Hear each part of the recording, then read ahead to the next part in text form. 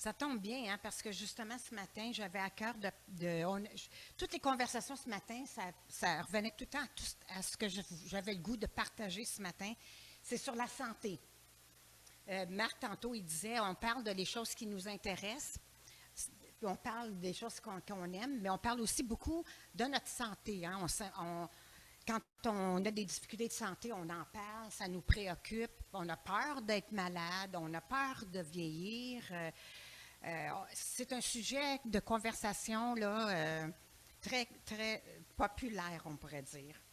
C'est une préoccupation de notre société ici, au Québec en particulier, santé physique, santé mentale. Et en plus, notre population est vieillissante. Fait qu'on a aussi le défi puis les craintes de vieillir. On oublie quelque chose, puis là, on a peur d'avoir l'Alzheimer. Il y a toutes sortes de choses qui nous bousculent à travers de notre vie. C'est une préoccupation légitime quand même. Oui, la société célèbre la jeunesse, la beauté, la santé. On valorise la productivité, l'autonomie, l'indépendance. Et bien sûr, on a besoin d'individus qui contribuent au bien-être de la société, c'est sûr. Mais je pense ou je crois en quelque part, ça c'est moi qui pense ça, qu'il y a un réel danger de mettre trop de préoccupations et trop de priorités sur cette question de santé. La peur d'être malade, on veut préserver cette image de quelqu'un en forme, d'énergique, plein de vitalité. C'est beau à voir. On voit ça à la télé, hein? Les gens font de l'exercice, puis veulent être en forme, puis veulent être beaux, belles. Évidemment que la santé, c'est une préoccupation légitime. Personne ne souhaite être malade, pas plus Dieu. On fait ce qu'il faut. On fait ce qui est sur notre contrôle pour être plus en santé possible. Bien manger, bouger, prendre soin de nous-mêmes quand c'est nécessaire, puis d'aller se faire soigner quand c'est nécessaire. Je suis un peu mal à l'aise d'un sens d'apporter ça, dans le sens que je ne suis pas spécialiste de la santé, loin de là. Puis en plus, par la grâce de Dieu, vraiment, je suis en très bonne santé. Donc, de qui suis-je pour parler de maladie? Il y a plein de gens dans l'Église ici qui seraient bien mieux placés que moi pour parler des limites de toutes sortes, que ce soit des limites de santé mentale, de cette santé physique ou psychologique ou psychique même. Par contre, je réfléchis beaucoup à ce phénomène de vieillissement qui me touche de près. J'ai 70 ans, je vais avoir 71, donc cette préoccupation-là de perte, hein, là, on sait qu'en vieillissant, on perd plein de choses. C'est préoccupant. Ça me touche de près. Aussi d'avoir perdu notre fils Mathieu suite à des problèmes de santé mentale. Et aussi d'avoir Guy, qui vit avec la maladie d'Alzheimer. Bien, ça me confronte à bien des questions sur ce que ça représente la santé sous toutes ses formes. Qu'est-ce qui arrive lorsqu'on se retrouve avec une maladie chronique, débilitante? Lorsqu'on doit vivre avec un diagnostic de trouble de personnalité limite ou d'Alzheimer, tant de deuil à faire, plus capable d'être productif comme le monde voudrait, comme les autres le font, on peut perdre notre autonomie, dépendre en partie ou totalement des autres. On n'aime pas ça. J'ai été interpellée par un auteur qui s'appelle John Swinton. J'ai 2 de ses livres à la maison. Un ça s'appelle, en français, ça serait comme La rage de la compassion.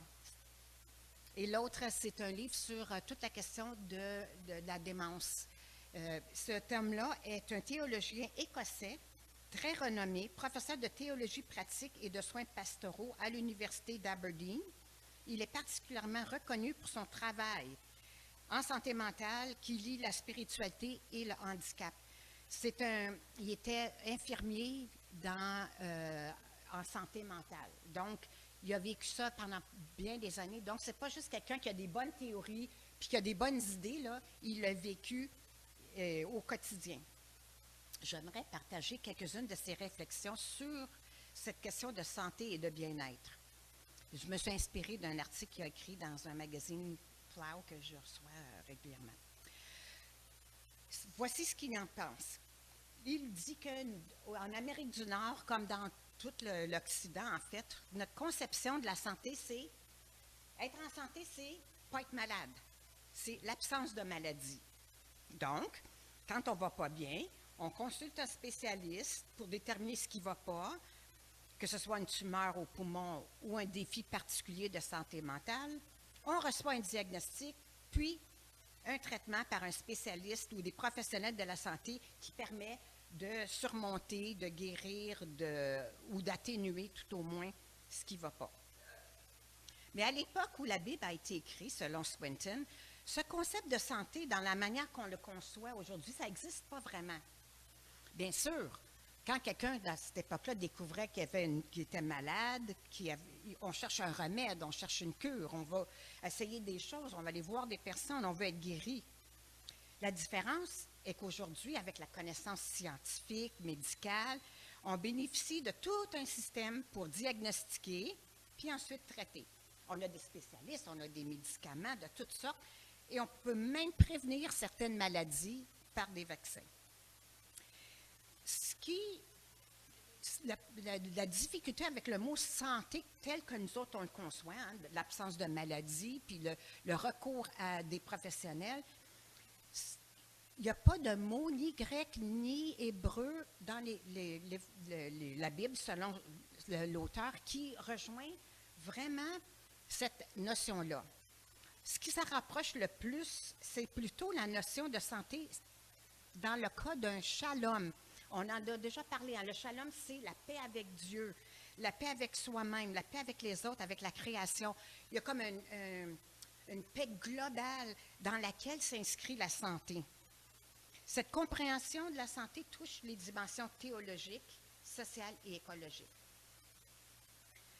L'auteur dit, la clé pour saisir cette compréhension, c'est ceci. C'est que la santé, là, c'est pas défini par l'absence de maladie, mais par la présence de Dieu. Et ça, là, ça m'a frappée, parce que ça change la perspective. Parce que quand on a peur d'être malade ou quand on est malade, on met beaucoup d'efforts à essayer d'éviter. On ne veut pas souffrir. Et c'est légitime, on ne fait pas exprès pour vouloir souffrir, mais des fois, on met beaucoup, beaucoup d'énergie à essayer d'éviter de souffrir. Et la maladie fait en sorte qu'en quelque part, ça prend beaucoup de place. Mais la question de Shalom, c'est que la santé, en fait, c'est d'être dans la présence de Dieu. Tu es en santé, tu vis le bien-être. Lorsque tu vis dans la présence de Dieu, tu es en santé quand je vis en cohérence avec ce que Dieu m'appelle à être. Cela ne veut pas toujours nécessairement dire que toute souffrance ou que toute maladie seront enlevées. Certaines maladies demeureront, certaines blessures ne guériront peut-être pas. Mais cela ne nous exile pas de la paix. La maladie chronique ou des souffrances qui perdurent ne nous place pas à l'extérieur de ce qui est sain, S-A-I-N, de ce qui est en santé.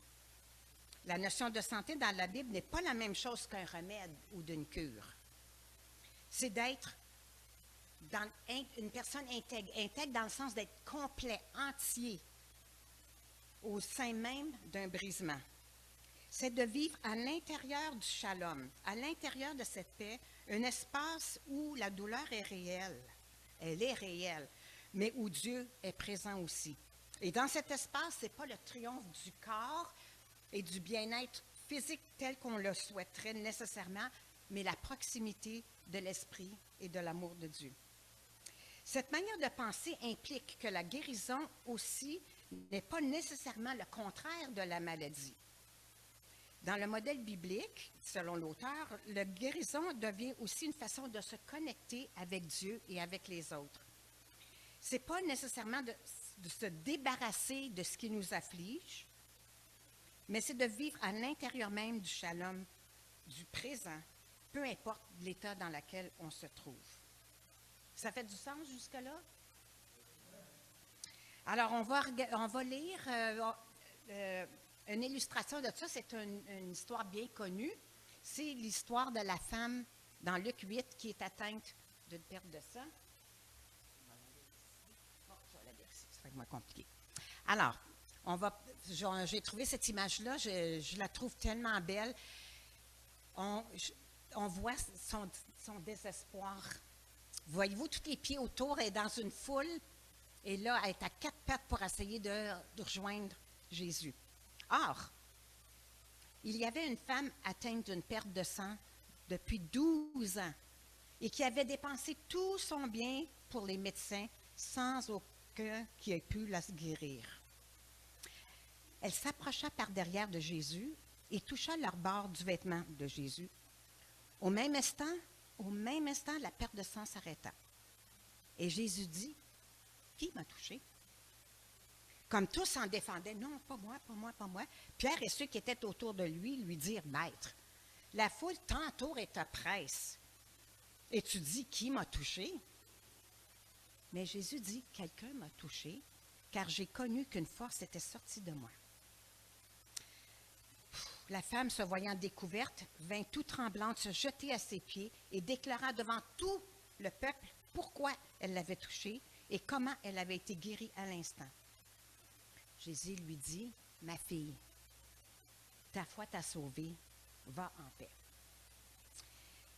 Cette femme, on va retourner. Cette femme est considérée impure selon la loi juive. Merci. Elle est exclue de la communauté, isolée et théologiquement marginalisée. À l'époque, avant que Jésus meure et ressuscite, une femme qui était hémorragique, qui perdait du sang même pendant les menstruations, devait s'isoler. Elle existe, elle vit comme une non-personne. Je ne sais pas si ça se dit en français, là. Une intouchable, invisible, coupée de sa communauté et par extension coupée de la présence de Dieu parce qu'elle n'a pas accès au temple. Et dans ce temps-là, l'accès à Dieu, c'était par le temple. Lorsqu'elle tend la main et touche le rebord du vêtement de Jésus, son hémorragie s'arrête, elle est guérie. Mais l'histoire ne s'arrête pas là. Jésus s'immobilise, la cherche parmi la foule, puis insiste pour la rencontrer. Et alors qu'elle s'avance vers lui, toute tremblante, il la voit, il l'écoute, il lui parle, il la nomme « ma fille ». C'est tout un revirement. De l'exclusion à l'appartenance, du silence à la parole, de la marginalisation à faire partie de la famille. Et le texte est intéressant parce que c'est seulement à ce moment-là qu'il lui dit, que Jésus lui dit, ta foi t'a guéri. Et le terme en grec sozo, qui s'est traduit en français soit par sauver ou guéri. Alors, il y a des textes, si vous lisez différentes versions bibliques, ça va être écrit ta foi t'a sauvé ou ta foi t'a guéri. Ici, la guérison n'est pas seulement une question que les symptômes ont arrêté, là. C'est la restauration de toute la personne.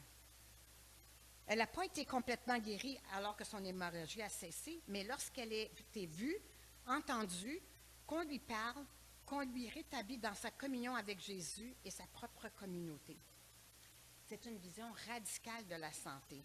Une vision pas ancrée dans la perfection du corps, mais dans la présence relationnelle, la reconnaissance et la reconstruction de soi au travers le regard rempli de grâce et d'amour de Jésus.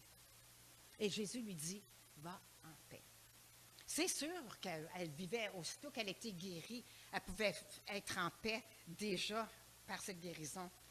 Mais elle retrouve aussi le shalom de Dieu, pas juste en paix avec son corps, avec elle-même. Elle retrouve sa relation avec les autres parce qu'en n'étant plus en hémorragie, elle est acceptée par la communauté. Elle peut retourner au temple et vivre la présence de Dieu. Cet aspect de la guérison est tellement important parce que l'une des grandes souffrances de la maladie, que ce soit physique, mentale ou autre, c'est combien ça peut nous isoler et nous séparer de notre communion avec les autres. Quand on a un diagnostic, peu importe lequel, ça peut devenir toute notre identité. Pour la femme dans cette histoire, son saignement définissait qui elle était et quelle était sa place dans la société. De nos jours, un diagnostic peut provoquer la même chose. mais Jésus l'appelle ma fille. C'est tellement une chose subtile, mais d'une si grande profondeur. L'équivalent de ça, par exemple, en santé mentale, serait de redonner aux gens leur nom. On ne les voit pas comme, des fois les gens vont dire, ah, il est Alzheimer, schizophrène, dépressif. On les voit comme des personnes à part entière, pas par un diagnostic. Et même avec la maladie physique, ça peut être la même chose. Plusieurs maladies physiques sont aussi stigmatisées. L'obésité, le diabète, les personnes sont souvent jugées responsables de leur état. La douleur chronique est fréquemment invalidée par l'entourage parce que ce n'est pas visible. On dit, ben voyons. Le sida, les maladies vénériennes, ainsi que les maladies cutanées visibles, des gros problèmes de santé de peau peuvent générer peur et rejet social. Il y a quelque chose de très puissant lorsqu'on reconnaît la personne, qu'on la respecte pour ce qu'elle est, plutôt que de laisser sa condition avec laquelle elle vit prendre toute la place, toute l'identité de cette personne. Il y a fait que cet aspect-là, mais il y a aussi l'aspect du corps. La société veut un corps en santé, mais elle veut un corps beau, belle. Et ça pèse aussi dans la balance. On valorise la santé et la beauté du corps. On s'imagine, c'est quoi un corps parfait? Pensez-y 2 minutes, si je vous disais, quand on dit hey, cette personne a un corps parfait, à quoi vous pensez?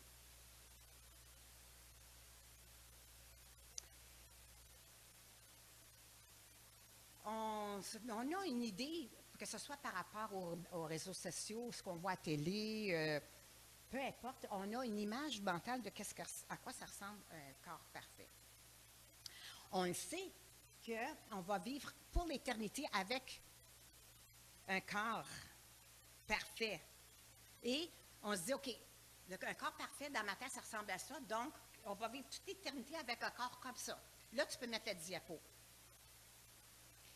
Là, je me disais, je ne sais pas si ça représente un peu ce qu'on voit comme étant la perfection.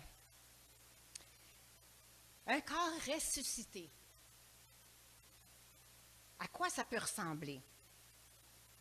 Jésus, quand il est ressuscité, les textes nous disent dans les évangiles que ses disciples ne l'ont pas reconnu, les femmes ne l'ont pas reconnu sur le coup. Et pourtant, il y avait des marques dans ses mains et dans son côté. C'était un corps parfait?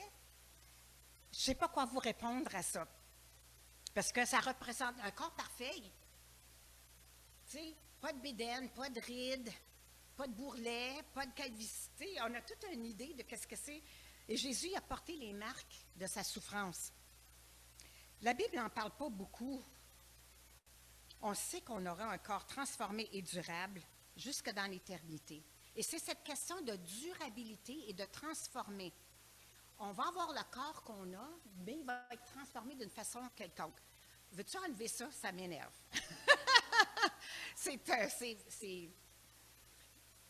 Merci. Chaque personne est précieuse et digne de respect. Il y a un aspect dans chaque être humain qui est durable. Peu importe les limites physiques ou comment le corps fonctionne ou ne fonctionne pas si bien que ça.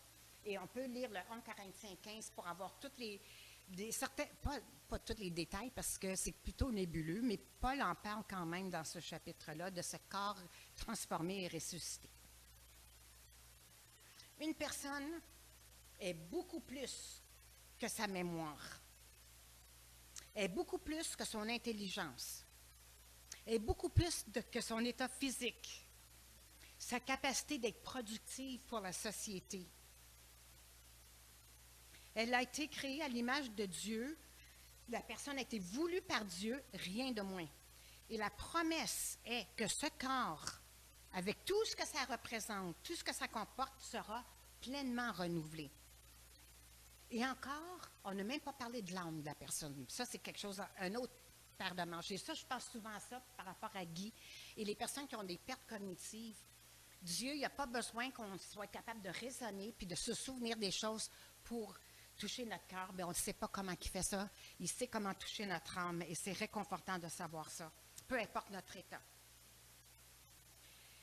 John Swinton aime beaucoup l'idée, quand on parle de santé, d'un auteur, un autre auteur, un théologien bien connu, puis j'en ai déjà parlé de cet aspect-là. L'auteur, le théologien, il s'appelle Walter Brueggemann, puis il parle de, le terme en anglais, ça s'appelle homefulness. L'idée d'être à la maison, d'être chez nous, d'être chez soi. Jean-Claude, justement, tantôt, il me disait, je me sens chez nous ici. Ça, là, c'est merveilleux.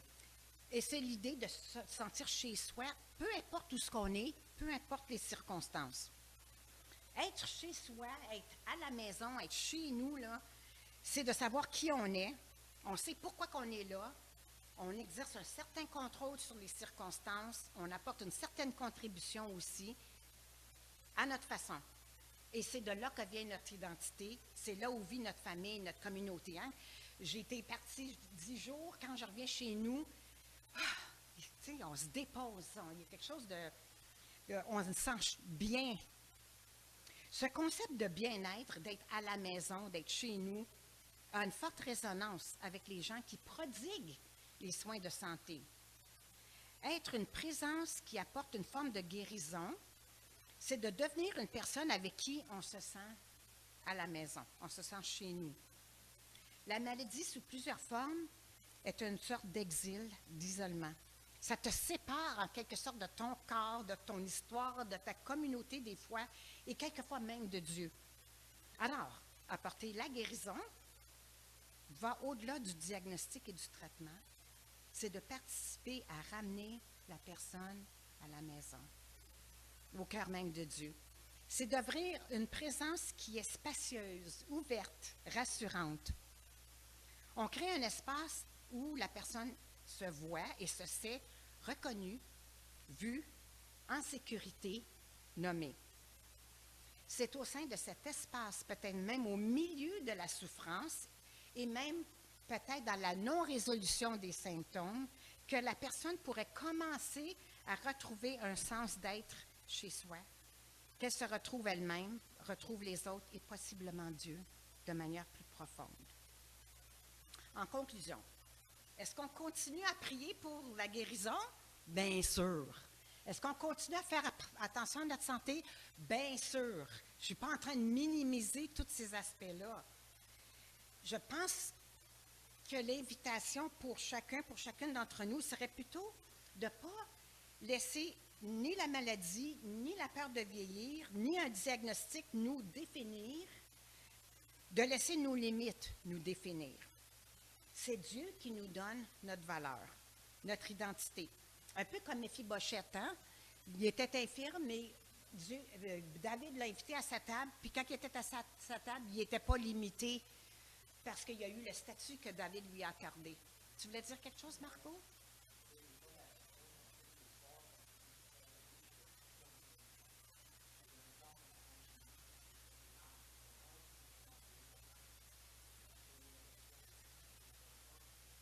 Ah, oui.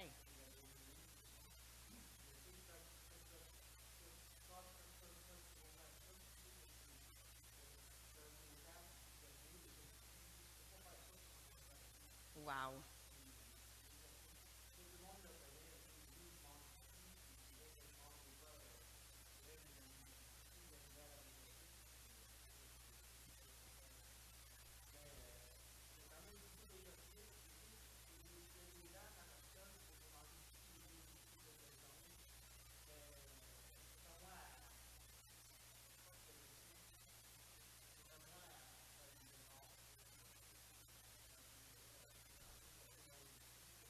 Oui, oui, oui. Ça vient nous chercher. Bien, c'est vraiment bon que tu fasses l'exercice. Puis c'est ça, je pense que quelquefois, on a des guérisons ou des défis qui, le Seigneur, des fois, il nous donne la grâce. C'est fini, on tourne la page, c'est fait. Puis il y a d'autres fois, c'est des luttes continuelles, mais on ne lâche pas. Oui, je me souviens.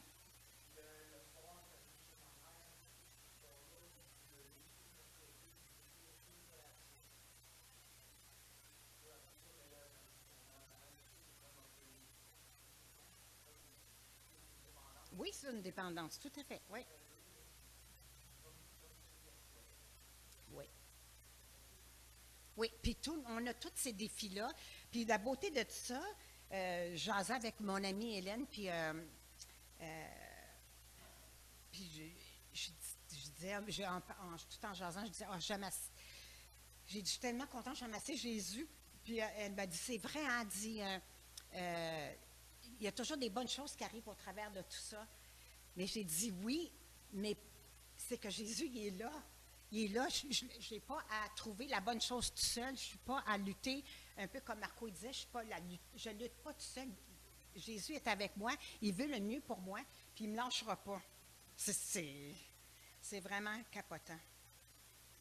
Donc, l'invitation de chacun et de chacune d'entre nous serait plutôt de ne pas se laisser la mal... Oui, ça, je l'ai dit. C'est Dieu qui nous donne notre valeur, notre identité. On est tellement précieux à ses yeux qu'il est venu souffrir avec nous dans ce monde. Il est venu souffrir pour nous à la croix et il est ressuscité pour démontrer la victoire finale sur toute la maladie, le vieillissement et la mort aussi, surtout.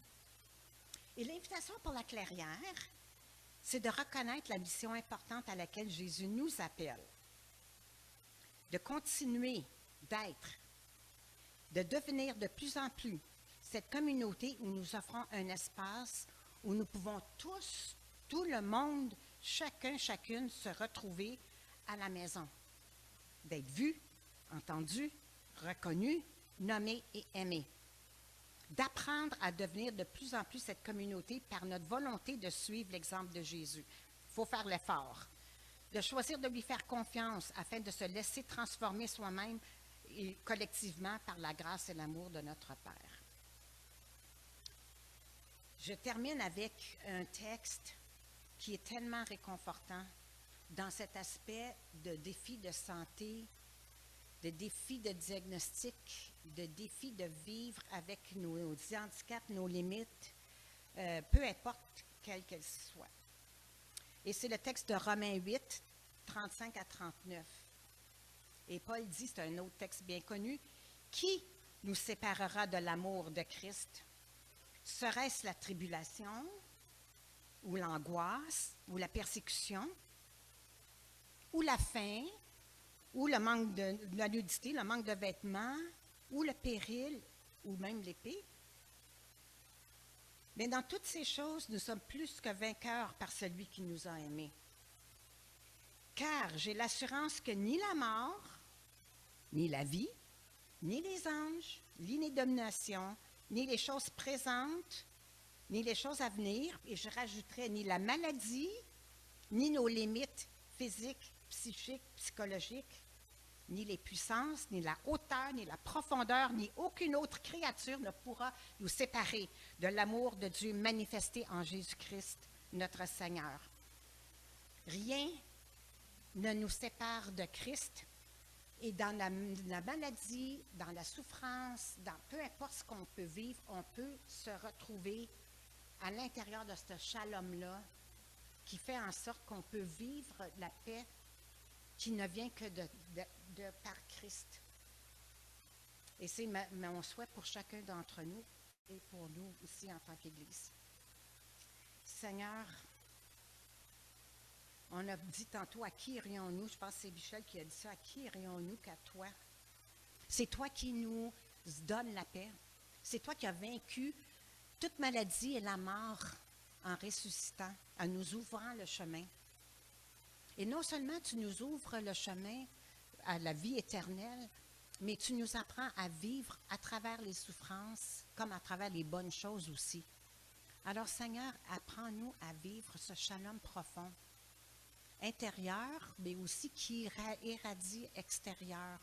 Et aide-nous d'être de plus en plus une communauté qui est capable de vivre dans l'accueil de l'autre et d'accepter qu'on est comme on est, les uns les autres, que tu nous aimes, que tu cherches à nous donner notre dignité parce que c'est toi qui nous as voulu puis c'est toi qui nous aimes profondément. Alors, on s'en remet à toi, Seigneur, parce qu'on a besoin de toi pour toutes ces choses. Et c'est avec reconnaissance qu'on t'a pris ce matin. Amen.